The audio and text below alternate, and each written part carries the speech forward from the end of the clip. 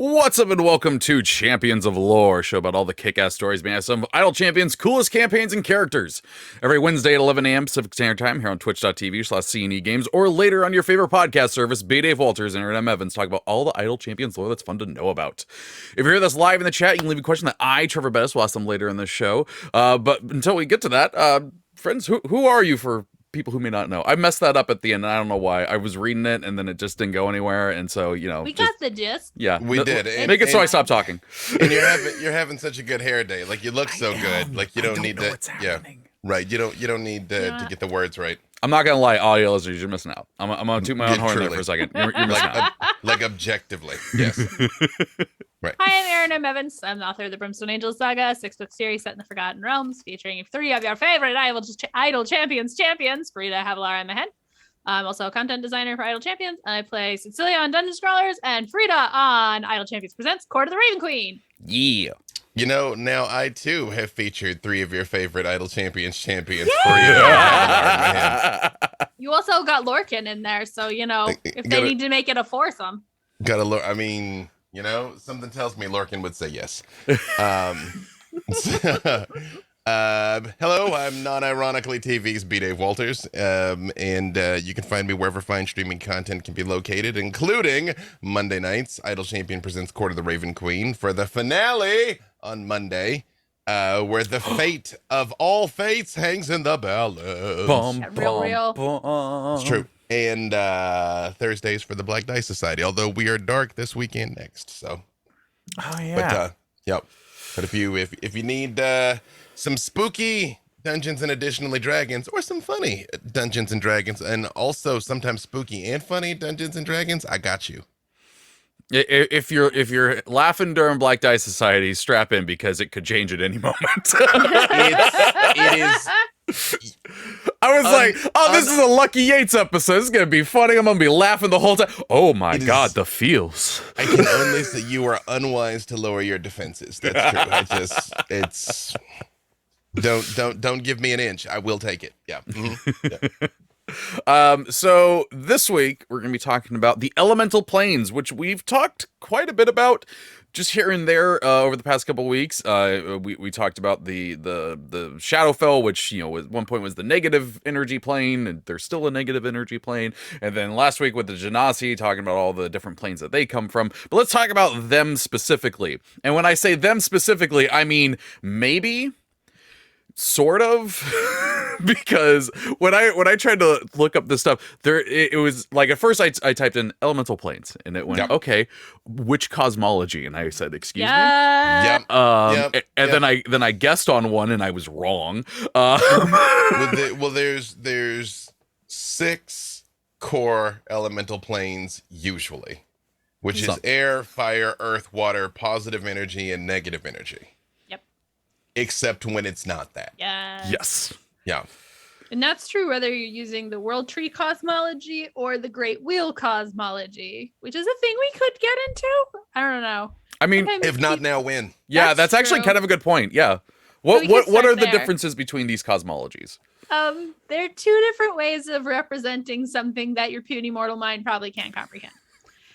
That's fair. True. In the Great Wheel, the material plane is in the middle. So we're on Toril. We are here.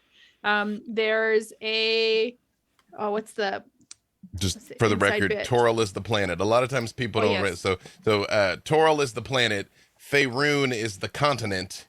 The Forgotten Realms is a concept. I like it. Mm-hmm. So then you've got sort of a bubble of sort of transitive planes, which is like the ethereal, the astral plane. Is it a series of dirty bubbles like the Dread Domains? It is, but the bubbles are inside each other. That's true. Concentric bubbles. Mm-hmm. They're concentric, and then sort of It's a cluster of dirty bubbles. Yeah. True. Bubbles of varying levels of scum. Yeah. A cluster of various bubbles. That's it. There we go. The one thing I am curious about is how the Shadowfell and the Feywild fit in here. So those are parallel planes to the prime material. So you have the prime material, Yes, like a sandwich. Yeah. Yeah, it's a sandwich. Those, and then you've got sort of the astral plane, in between. And then you hit the inner planes, which is the elemental planes and the para-elemental planes and the energy planes. That's the next circle. And then the outer planes is a big circle of places like the Abyss and the Nine Hells and Arvindor and basically all the places that the gods hang out. And so those are further out, and usually you'll see like the top arc of that circle is positive places, like nice places to be, and then when you go down to the bottom, that's when you're getting into the many different flavors of eternal torment that D&D can offer you. And then there, which some of us pride ourselves in being purveyors of, also there's the far realms that are somewhere. Yep. Yeah over there. Those are distinctive in where they are. Yeah, far. That's where like the star spawn and stuff come from, where it gets like increasingly Lovecraftian, way out that way. Yeah. So the world tree is just another way of looking at this. In this case, you've got the sort of prime material and the parallel planes are kind of at the base, and then the roots go down, and those are the elemental planes are kind of coming off this way, and then coming up, these are all of the outer planes, what would be outer planes in the Great Wheel. So this is the often called the elemental chaos, I believe. And then up here we've got sort of like, sometimes they'll split it, so one side is all celestial planes and one side's all fiendish planes. So in this case they're up and over, but again, this is sort of two ways of conceptualizing how these things that are really probably too big for your character to really understand fit together. They can you can do whatever you want to make these work, especially since officially I believe officially there's no like this is the correct one in 5th edition. They're like, yeah, you're trying to conceptualize something your puny mortal mind can't comprehend. So it's easier to get to the elemental planes, the elemental chaos, than it is to get to the Abyss or Borea or one of those crazy places, the House of Knowledge, unless it isn't. Exactly. Yep. And so you could say those are closer. I could bring this up on the screen. What does close mean when you're not actually talking about literal distances? Because it isn't like you get out a map and you're like, okay, well, it's 10,275 miles to the elemental plane of fire. Yeah. Especially when both the Feywild and the Shadowfell come to you quite often. Yep. You know what I mean? Whereas like, you don't have to go anywhere. It's here, you know? Yeah. So, and then the Feywild and the Shadowfell also interact with each other in places too. Right. Which is, that's when you get the most emo of the drow. Wait, what did we do? What did we just said wait, what was the name of the freaking Underdark in the Shadowfell? Shadowdark. Like, the Shadowdark, yeah.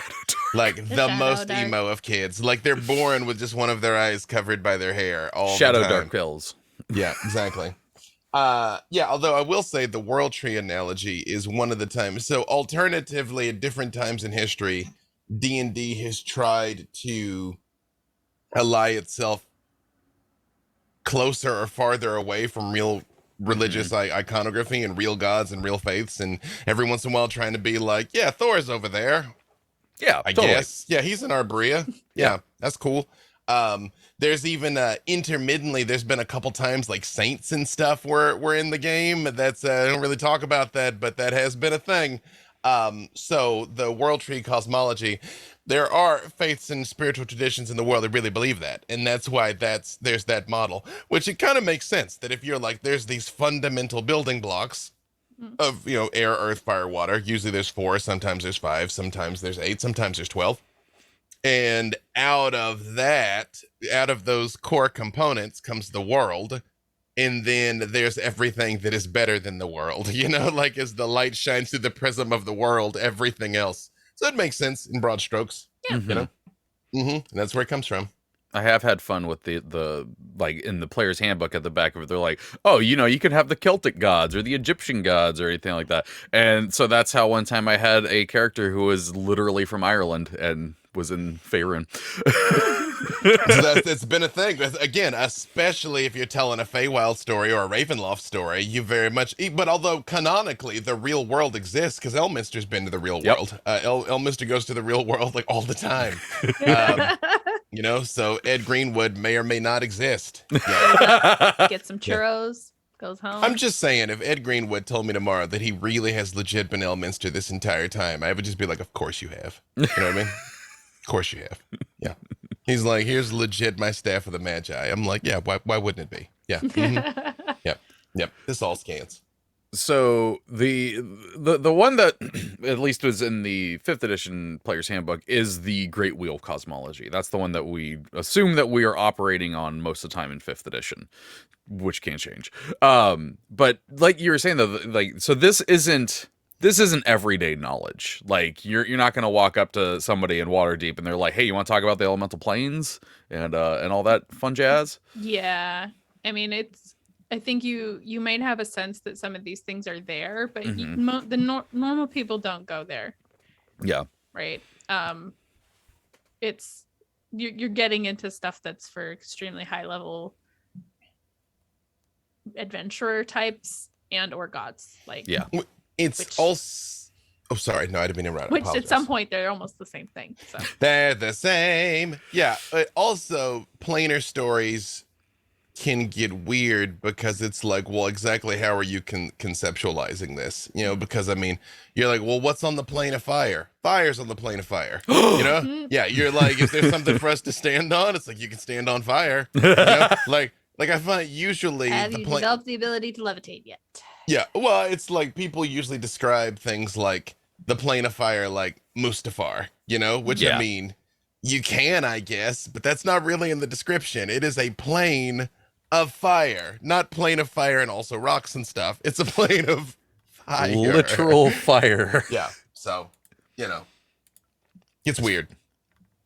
Yeah. Sorry, I'm trying to get back to this page. Maybe, sort of. This was the thing. When I tried to look this up, it just gave me so many options that I felt like I was doing a choose your own adventure game. So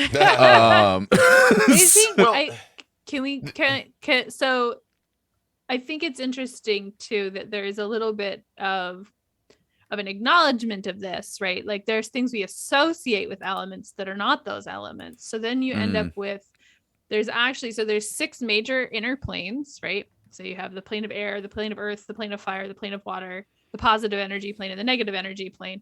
And then you have para-elemental and quasi-elemental planes that exist on the borders, which give you things like that. So like the fountains of creation is basically the plane of magma, and it exists between fire and earth. So that's where you get lava rock kind of world.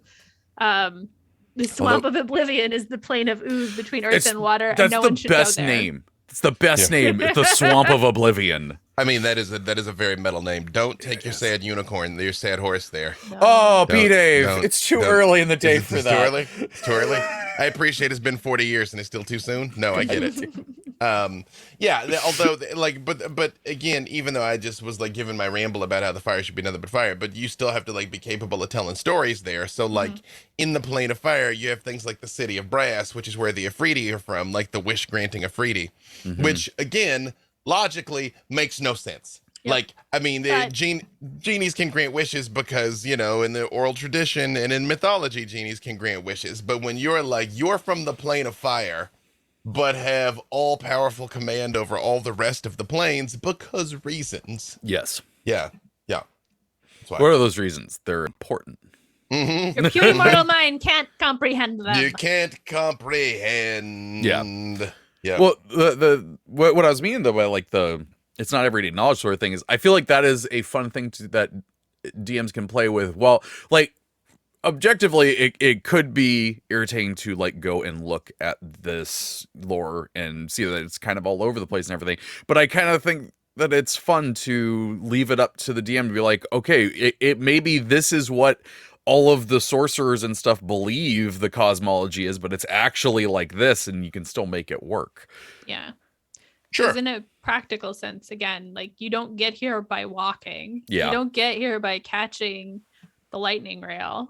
So what does that it would be mean great. that one's next to each other? Well, it means that the portal is a little easier.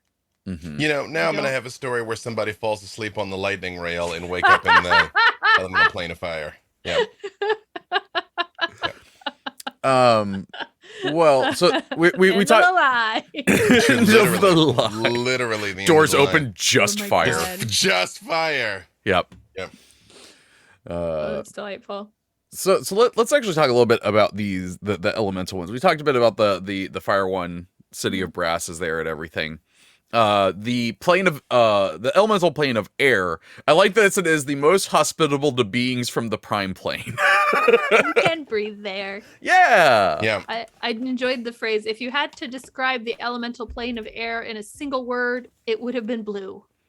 Like, okay. Valid. That's fair. Yeah. We've got a citadel of ice and steel, which again is not That's also a air, very metal but that's name. okay. Typhon, the Palace of Tempest, I'm a little bit more of a fan of. But this is where, because the Jinn are on the plane of air, so those are there. It also says that Bahamut was thought to have a citadel there. He was just sleeping on the Jinn's couch, getting his mail delivered there. We all know it. For a hot second, I thought B-Day froze until his eyes narrowed more. Freaking poser. I'm in the plane of air. Like, I why just- even would Bahamut be in the plane of air? Pick a side. Yep. But yeah, one of the things that, like, you know, that we're talking about so far is with the City of Brass and these citadels and everything like that. I guess I just didn't expect there to be locations in these places, especially since they're kind of Sort called of the the, like- elemental chaos. You wanna adventure there, so you Yeah. have to have places to go, because that patch of fire versus that patch of fire is not a meaningful choice.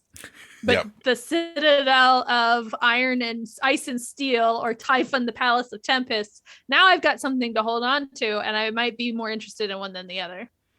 Yeah. But agreed. Like, there's a little bit of like, that seems very orderly for someplace that's meant to be Disorderly. disorderly. Yep. Yeah. It's I don't even know where. I can't even. I mean, again, this is like the City of Brass, the Plane of Fire. Again, it's vaguely 1001 Arabian Nights kind of ish type thing. I mean, I guess it's like once we all agreed that we should not with Al Qadim. You know, they were like, well, then maybe we'll just put all that stuff down there. And I'm all like, I don't know that that's the compliment you think it is, but okay. Yeah. Okay. You know? Yeah. So if you want a reskinned Aladdin campaign, maybe the Elemental Plane of Fire is the plane for you. I mean, What a sentence. you know, I'm like, side effects may include. And then this doesn't even like, again, there actually used to be far more. Well, these are just the elemental planes. This is not all the planes, because again, there's like a plane of dreams and stuff like that. Yeah. Which my most broken character ever, my 3.5 planar shepherd, that with the saint template and the vows of peace, poverty, and nonviolence, literally an unkillable character. My plane was the plane of dreaming, and planar shepherds, which was just stupid. It was kind of like, hey, you're Superman. What if we gave Superman Iron Man's armor? You're like, okay. That's what a plane of shepherd was. And you could wild shape into anything from your chosen plane. The plane of dreams canonically has everything, because it's where dreams come from. So you can wild shape into anything. Yeah. Don't be like me, kids. It was sadly unfulfilling to win Dungeons and Dragons. I can say I've done it. I actually did it, and it was like, oh, that's not as enjoyable as I thought it would be. So. I believe know that. how hard's my life. Yeah. So, but here with the elemental planes, the plane of Earth Is terrifying. Yes, it is. Which is interesting, because I would think the hells should be at the intersection of fire and earth, personally. But you know, Like it's like somebody was like, hey, you know how people have that fear of being buried alive? Yeah, we made a whole plane about that. yeah, exactly. Just a lot of digging. A lot of digging. Yeah. Like it specifically calls out in it that there's like, if you don't have a way of like moving through solid objects, you're probably screwed. The quote is, "It is a place of hidden riches. It is a wall against all foes. It is a grave for the greedy," which is pretty metal, honestly. That's And then the quote for the plane of fire was, "It is a plane continually ablaze. It smells of burning flesh and ashen dreams. It is flame incarnate." Like, why are people burning? Why not wood? You know what I mean? Why Yeah, not? there's so many other choices here. Yeah, like a nice Yule log. You know. It turns out to be Frida. You're like, yeah, but have you smelled what a halfling roasting on an open fire smell? It's beautiful. They're like, jokes on you. Okay. It's the source of our wishes. Yeah, is burn halflings. I Like, do well, like I mean, we are a magical people, but okay. I like the go ahead. location names in the plane of Earth, because you got the Great Dismal Delve, which apparently is an extensive mining operation that the Tao run. Mhm. The Sevenfold Mazework, the Was pretty Hidden metal. Fulcrum, the Also Pale metal. River, and the Iron Crucible. And then you have this one, the Aviary. It was a gigantic air-filled cavern inhabited by a colony of Avarial. Due to its effective lack of gravity, it was a paradise for all who enjoyed flying. Like, what a weird little bop there. So I appreciate that they're like, the plane of Earth is a hollow Earth. Yeah. Yeah. Minor side tangent into weird stuff. Obviously, flat Earth, complete and utter BS. We've proven that many times over. Hollow Earth, more compelling than you might think, especially because no one's actually checked. I'm just saying. We haven't actually been to the center of the Earth. That's all I'm saying. That's it. Just putting that out there. That's right. We're turning champions of lore into champions of conspiracy. Hey, let me just say, I believe lots of strange things, but as far as I know, I don't believe any strange thing that has unequivocally been proven false. That's all I'm saying. Yeah. Again, flat Earth, we looked. Like, I mean, no, it's... Yeah. That's fair. Yeah. And maybe it's Varials that are down there. I don't know. I'm just saying, I don't know. We haven't checked. Earth is hollow, it's full of winged elves. There it is. It's not full of winged elves. I'm just saying right now there's Schrodinger's winged elves. Schrodinger's winged elves. So maybe it is magma or winged elves. Just saying. Nobody's checked. Nobody's checked. So then we've got the elemental plane of water. Yeah. I'm assuming it's mostly water. Yup. I played a game once where we found a lost dragon turtle, and I misunderstood. This was like it was a charity thing that wasn't streamed. So I was playing Cecilia at a level which I haven't actually gotten to play her yet, and I misunderstood what the dragon turtle was lost. I thought it was from the elemental plane of water, so I did a plane shift. Turns out there's no air. Yep. So the dragon turtle ate me, and I had air, and it's. You know what there is? There is water. Yep. Lots and lots. Okay, so there's no surface. It's just water. If there is, it's hard to find, right? Like, it's got, they mention things like it has all varieties of water, constantly in motion, influenced by currents and tides, and that suggests that at some point there's a not water. It is an ocean without a surface. It is domain of current and wave. It is a bottomless depth. But how's there wave if there's no... Like, what's a tide if there's no earth or air to compare it to? Like, oh, the water's higher. I guess. What? Higher than Sure. what? Although shout out to our homie, Bip Dualpoop, the sea mother, the Koatoa. She lives here. She lives here in the murky depths. Every time I see that word, Yep. Remember the art, kids. For we don't have to restate Blip Dualpoop, but if you remember, you remember. It is interesting to see that apparently this plane is connected to Reddit because it says the plane of salt is right next to it. It's really weird. Didn't think that they would have done that way back when. Just we know where the 4chan servers are. It's okay. They got video games on the other side because the plane of Steam's right there. Yep. So I do enjoy that all of these planes, like the quasi planes, are them touching, or like kind of the Venn diagram of two planes. And I'm sure, yeah, I understand the salt. It's still weird just to read plane of salt. And if we got a little more time, maybe we'll go into those. But there are two other ones that we talked about there, which is the positive and negative planes. We talked a little bit about the negative plane when it came to the Shadowfell. What is the positive plane? Is it just full of optimistic people? So it is actually it is actually so powerful. You can die from basically your cells become overloaded. Like it actually will like heal you to death. Honestly. Oh my god! Whoa. Yep. Mhm. Whoa.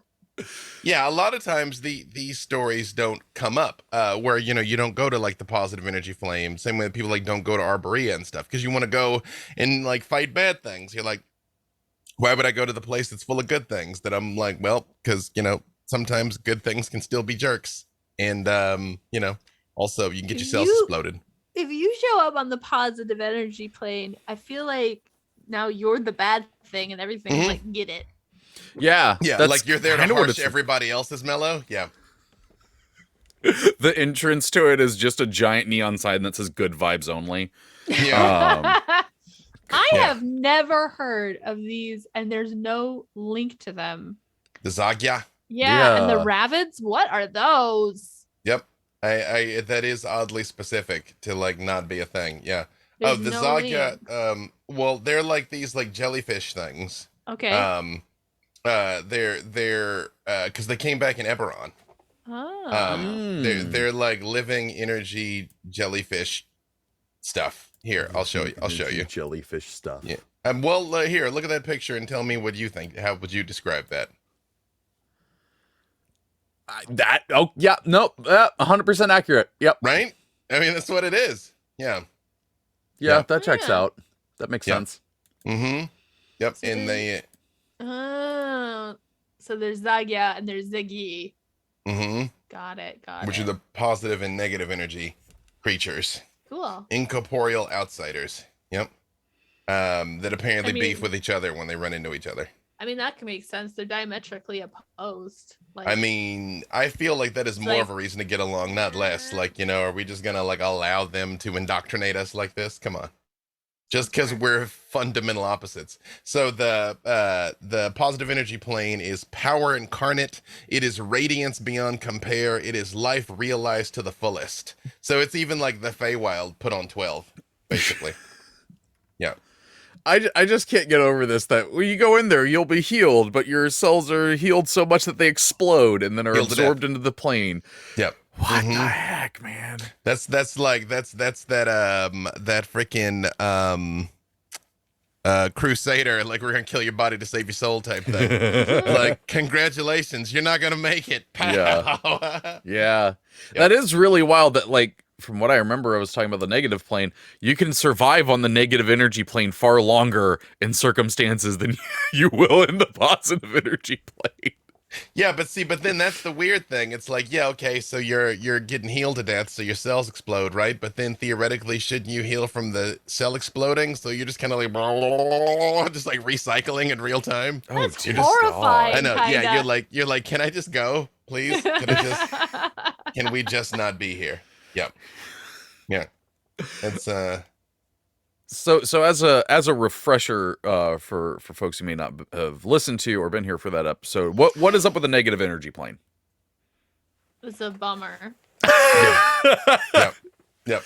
The Cure is constantly playing. A lot of hipsters in the negative energy plane. So a lot of bushy beards. The Forgotten Realms lore is that the Shadowfell was created when Shar channeled some of the death energy from the negative energy plane into the plane of shadow, and that split off the Shadowfell. So like, this is the Shadowfell's daddy.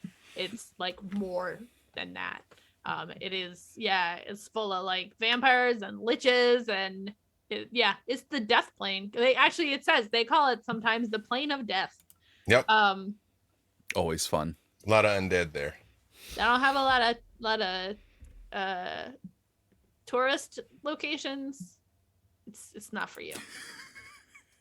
I mean, not for you. Noel is there. Your favorite dragon god. Oh yeah. Or he had. Hey. That's where the mausoleum of Cronepsis and the mausoleum of Pain are. I guess. I'm just saying. Oh, they overlap. That's right. Because planes are weird. Still a better dragon than Bahamut. Yep. Yep. Oh, jeez. Yes, just for those of you that did not hear my rant, I will give you the abridged version. Is that there are everybody knows that Tiamat and Bahamut are siblings, but there is a third one, which is Null, who basically is shadow and anti-life and death. Basically, they're kind of good and evil, and Null is just sort of like inevitability. Is kind of what Null does. Yeah, he's a shadow dragon. That is really this. Wow, this is episode 67. Holy crap! Wow. I have a tiny tangent, but it's not related. But it's related to Null, which means it connects. So I clicked on it because I was curious whether Null was sort of good or neutral or evil. What's the deal here? In 4th edition, Null had the aspects of Chronepsis and Falazur, and it says in here that as Chronepsis, Null serves the Raven Queen, right? And then, if I recall correctly, this is the dragon god of fate. So this all like kind of mixes together. But as Falazur, he serves Vecna. Null's playing both sides, and I find that very interesting. You know, I mean, again, as someone who is both an advocate of the Raven Queen and Vecna, I feel like Null's in a different weight class if he's there with Bahamut and Tiamat. You know, I'm just like, who's serving whomst? Really, you know, if we're gonna have a dragon measuring contest, you know. Chat, I gotta say, your comments usually do crack me up, though I don't show it. This one got a visual crack up out of me. The Lurking Writer says Null should find a partner called Void. I really like that. I really enjoy that. Yeah, I also looked up images of Null, and they're terrifying. Oh, Null. Oh, yeah, no, Null's great. Good Lord. Yeah, it's a lot of sinew. I've done a lot of stuff because everybody forgets about him, so that's why he's easy to insert in the stories. Like, I think I fought this dude in Elden Ring. Good Lord. Oh God, what? That one's good. Haven't fought in Elden Ring though. No, there's a few bosses I haven't fought in Elden Ring. Yeah, I'm getting around to them. They again, it's one of those things that Tiamat and also Bahamut are still both rooted in real world mythology, but Null isn't. So you kind of have like these like primary opposites of, you know, light and darkness, or of good and evil, and then you're like, but again, they're wrapped in the creamy shell of Oblivion, you know. Oh, I love that. Yeah, you come from nothing and you return to nothing. Yeah, so it's Null. I gotta bring Null. Oh, wait, hang on a second.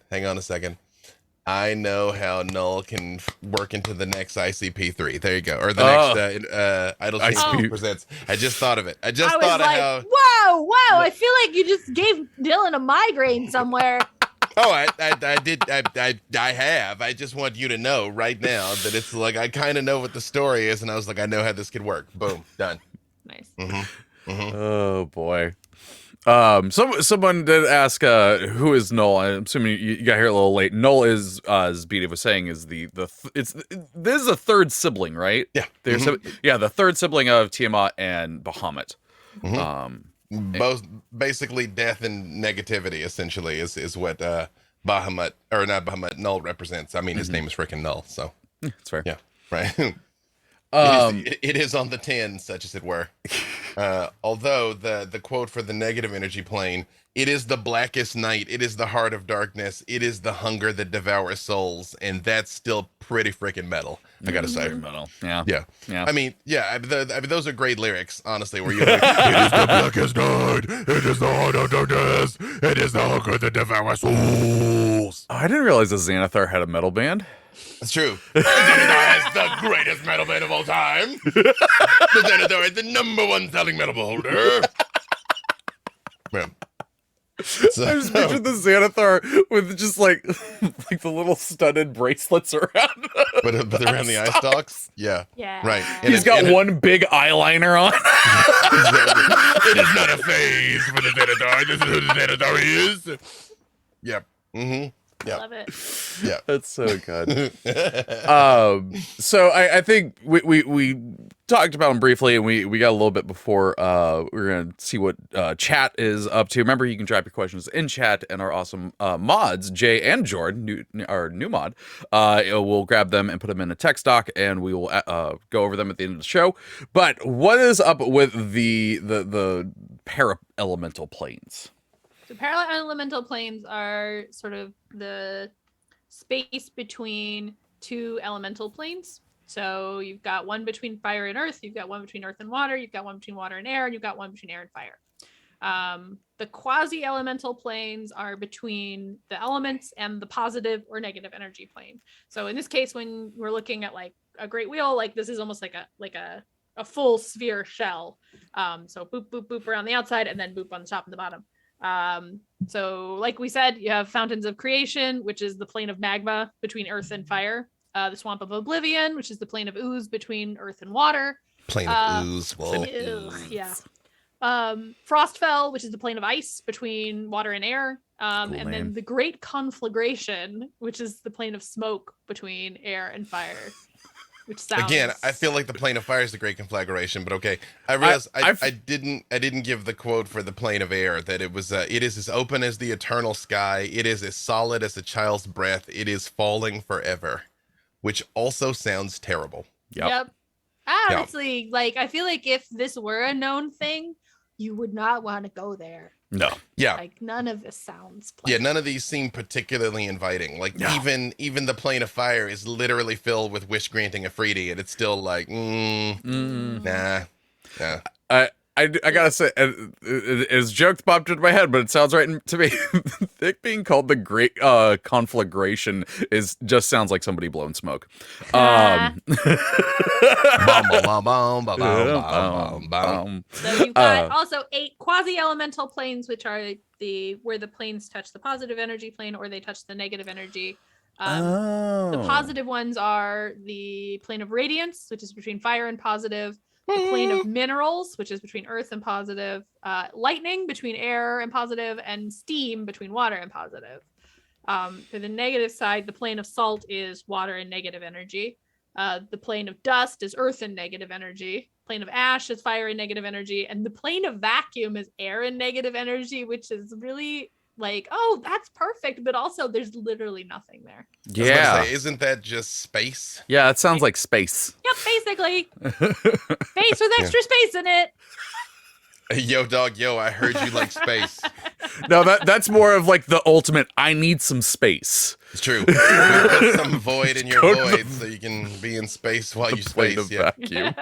Yeah. Oh, boy. Is that where your bag of holdings go? I mean, hey. Yeah. Right. Interesting. Right. Yeah.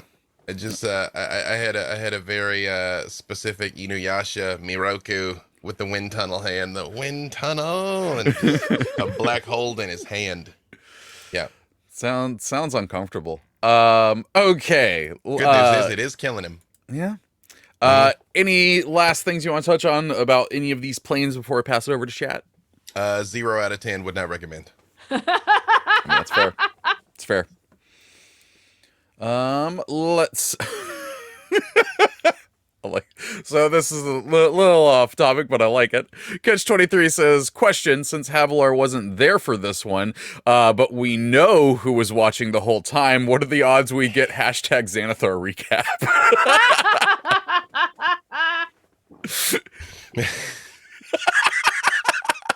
I love it. It would be unnecessary to have a Xanathar recap because the Xanathar would recap everything as accurately as it took place, so you should simply watch the episodes and you will know what the Xanathar recap would have been. I feel like the Xanathar recap would be like, I was watching and I had this snack while I was watching. Yeah, it would be so centered on him. I blasted them and it would not be what he saw. Yeah. Oh, jeez. How much better the Xanathar would have done with everything. Yeah. Mm-hmm. Fool's Genius 89 question, is the plane of ice cream and milkshakes considered an elemental plane, or is it an unrelated demi/outer plane? I feel like this is clearly what a quasi-para-elemental plane that exists between the positive energy plane and Frostfell, the plane of ice. Duh. Yeah, no further input. perfection. To be fair, There's- that's me as an outsider declaring that. So There's- those of you who have actually been to the plane of ice cream and milkshakes, should Lauren You- in the you- chat said claps for Erin. you just said it on the internet. It is now true. Yeah. I would just like the record to show the plane of ice cream and milkshakes became a thing because every time we went to another plane, it was somewhere terrible. And I was like, why isn't there a plane of ice cream and milkshakes? Why isn't there a good place? And then Todd made that place and made that place terrible. So thanks for that. My That point checks out. stands, honestly, that I'm like, well, still, why isn't there one good plane? You know, even the good plane will kill you from its goodness. So, here you go. We need like the plane of coffee and chocolate now, I think. But then it would just have just like rows and rows and rows of bathroom stalls. Let's see. Rex Verde question. So Toril is the donut hole of the prime material, or is it the jelly filling? I think that depends whether you're looking at the Great Wheel or the World Trade. Well, yeah, because then it's like, where does a beer fit into that too? Because they're twin planets, or at least they were. So I kind of like it being the donut hole because Sigil is the donut. Sigil is the donut. Yeah. I feel like too, this is where you start to get to la la la la la la magic, because okay, so this is the model, and here's Toril in the middle. Where's Eberron? Eberron's a totally different set. Okay, but are the elemental planes of Eberron similar or identical? Is there 1/9 hells for all prime material planes? And how does that exactly work? I assure you, there's only one Asmodeus. I agree. But I Yeah. also think like it's one of those things where every plane doesn't like necessarily fit perfectly into one model or the other. And every game doesn't necessarily fit perfectly into one model or another, because again, we're talking about stuff that should be incomprehensible on a certain level. Because otherwise, yeah, it's like, oh, we're going to take a vacation. We're going to, get the cheap flight to the plane of elemental air. Like, you want it to be kind of wild and unknowable. But that sort of question where it's like, what is at the center of this model? It kind of depends where you're playing. Yeah. And then how does that relate to this? Either does or it doesn't. You decide. Well, that, and also, even though we talk about these things that exist where these two things touch, it's also like, yeah, but where are the edges of that? It's Yeah. like there is not a north, south, east, or west in the plane of water. You just kind of swim that way, So, Yeah, that's fair. Cassie's 335 question: is your group of elemental planes referred to as a captain? Because they're planes flown by captains. I feel like this is slightly stretched. It is a little bit stretched. let's flag on that play. Yeah, Flag on that play. but also, as we established earlier, it is a cluster of various bubbles. 5-yard penalty on that one. Whoever yeah. Let's see. Lurking Rider. But what about disc-shaped planes on the backs of 4 elephants on the back of a giant space turtle? See, Heresy. or that it's fine too. Like, Yeah, honestly, Not that. like, Let's see. It's not that. right? Like, Yeah. life's too short to really fight. I mean, here's the thing. We checked on Earth, but I don't know that no one's looked on Toril, until some spell chambers come rolling in and are like, is that a freaky gigantic turtle? Here, my favorite thing about that mythological construct is they're like, the Earth's sitting on the back of a giant turtle. Okay, what's it standing on? An egg. Well, what's the egg on? Go to bed. You know what I mean? You're like, right. Let's see. No, we already talked about Bahamut. It's okay. We're not talking about Bahamut anymore. I mean, it's fine. When they want. Oh, this is an interesting one. This is from Trumler, which says, are the planes flat or at least close to flat? Can the planes intersect with each other? And if yes, which planes intersect with which? So we answered which ones intersect with which. But so I guess in my head, they would be flat, but then you get to the water plane, which is everywhere. They're all everywhere. They're more superimposed than anything. I feel like geometry is for the prime material. Yep. They are what they are, and your puny mortal mind can't comprehend it. So what that means is when you're playing, do what sounds cool. Because again, you're not going to take the lightning rail from the plane of air to the plane of water. I mean, Yeah. now we have to, just because you've said that twice now. That I'm all like, okay, now, prove me now wrong. out of spite, there's going to be a lightning rail. That it's going to be like the Polar Express, but with a lightning rail into but a plane it's of gonna like go terribleness. through some planar brouhaha to get there. True. Planar brouhaha. Planar brouhaha. I Yeah. might have been about to say another B word and I stopped. Because like that's the point. Like it isn't next door. You don't get directions to it that make sense. You know, it'll be like go through this portal, think hard about the worst thing that ever happened to you, do a backflip, and then try to make the sound and now you're on the negative energy plane. I mean, it ought to be bananas because it's not walking to the store. Everything you just said is accurate. Yes. Yes. Well, and then of course there's plane shift, which comes like fairly early. So you're all like, would you like to go to an elemental hellscape? Yeah, I guess. You're boom. Yeah, right. Mm-hmm. And you're like, we're here now. This is a question for B-Dave, which is a suggestion that could be fun on this show or another show that we have, but only if you're up for it. This is from Gray L shaped. Yeah, there we go. I got it eventually. Forgive me. I've only had a little bit of coffee. It's this Wednesday's been a week. It has been. Suggestion after the fact, B-Dave, it would be fascinating to hear you describe your writing / planning approach. This for ICP, meaning after the campaigns are done, and of course. Yeah, sure. Yeah, no, we could do that afterwards. I mean, personally, I don't care that Havilar was not a participant. I still want a Havilar recap on principle because I mean, she was in the Shadowfell, so has her own perspective on all of this. It is quasi-canonical, but I had to do a recap for Dungeon Scrawlers because our normal recap person was sick, and I just did it as Havilar watching. Did you really? Like, I love it. I'll send you guys a link. Yeah, it's like it's just like, okay, so she's got some kind of scrying thing that she watches because she's bored. Why not? I mean, I just want Havilar's recap of watching Farida and Mahan argue over Lorcan. You know what I mean? Well, Havilar's just in the background practicing, so nobody talks to her. Yeah, right. It's not like the first time it happened. Yeah, it's what I will say is my process on the Idle Champions Present shows is different than the other shows because most of these things are 100% up to me.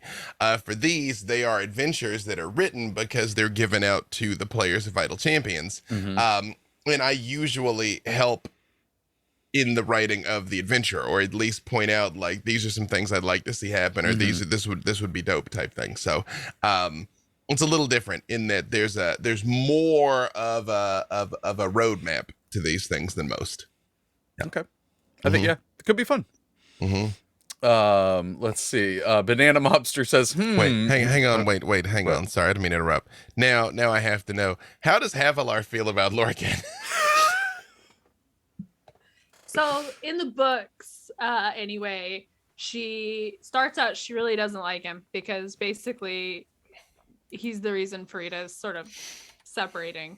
And she doesn't think he's that great. She is immune to Lorcan's charms in general. Like, she's not blind. She knows he's very attractive, but she's like not into that.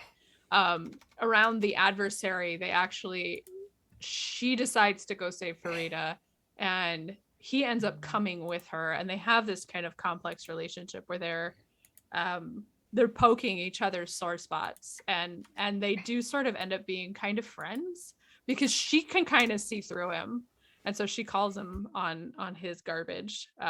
So I don't know what it's like in this particular version of reality, because I think we said it would be sort of like if it was around the adversary and the adversary didn't happen. And with some other like weird curveballs, because this is the way these characters exist in the game is an version that doesn't adhere to that particular arc. But so I think it's still, she's not impressed with him and she's willing to call him out. But she also sees that he's useful, and that even if she tells Farida he's really like annoying and useless, she's not gonna just ditch him which is fair because she's really bad with her sword and you can't just ask her to stand there and get hit. Yeah. The guy, she's like really, really bad. Really bad. Okay, sorry. Thank you. No, that's Sorry. fine. I knew you No, were that's trying fair. to give a different question. How's it going? I'm like, wait a second. Yeah. Well, Banana Mobster said, maybe fan art of Heavy Metal Xanathar. I mean, if you Please. want, that'd be great. You're the That'd best. be lovely. All art of Xanathar, heavy metal has art of Xanathar. Yeah. The last question that we're going to do for today is from Natron 3000. Question: I've just started running a campaign on the 4 planes. Are there any must-see locations you'd recommend?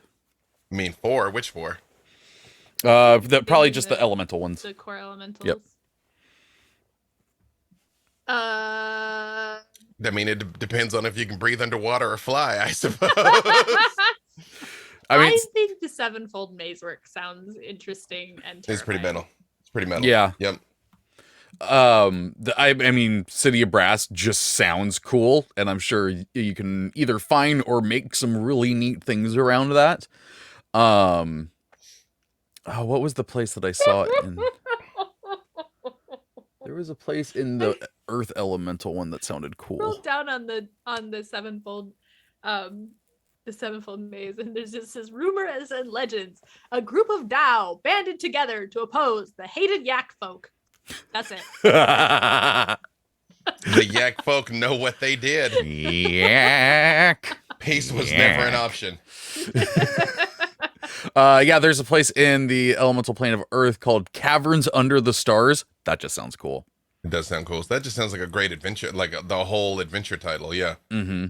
And then you got some pretty cool options for the plane of water, barring you don't die when you go there. Sea of Timelessness, that's badass. The Murky Depths, actually, that's the Murky Depths is where lives. There she is.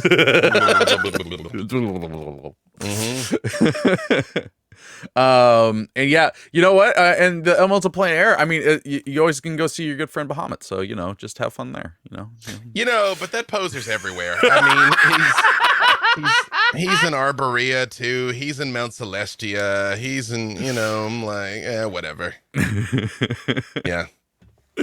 Well, I hope that that helps you out with your game, and good luck with your game. But that is gonna do it for this week's episode. Friends, where can people find you and what awesome things you're working on?